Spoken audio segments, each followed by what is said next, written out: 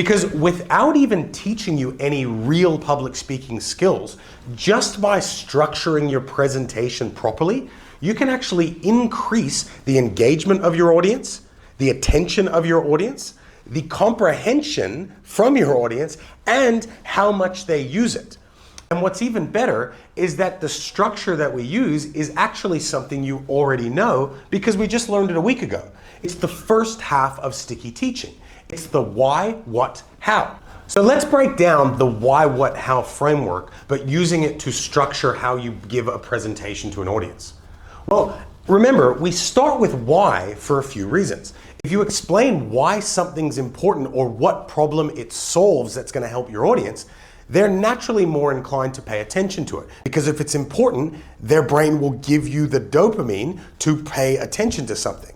That extra dopamine also improves how easy it is for them to remember it, and it will keep them more engaged and on the edge of their seat waiting to hear what you have to say. So starting with a compelling why of why they should listen to you is always the great way to start a public speech.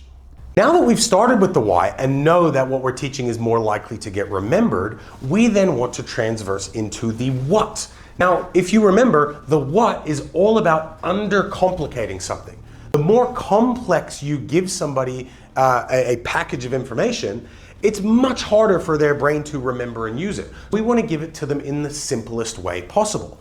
So if we're going to give a public speech and we've already established the why, when we give the what, the same rules still apply. We want to give the concept in a catchy and relevant metaphor. Remember, with metaphors as well, you want it to be relevant. So if you're speaking to a group of cage fighters, you probably don't want to talk about high fashion.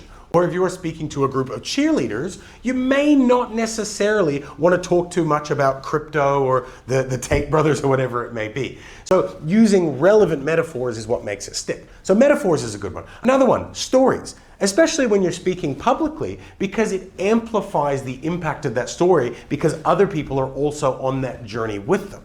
So stories are a really powerful thing to use when you're public speaking. Another often overlooked one is to put things into catchy frameworks.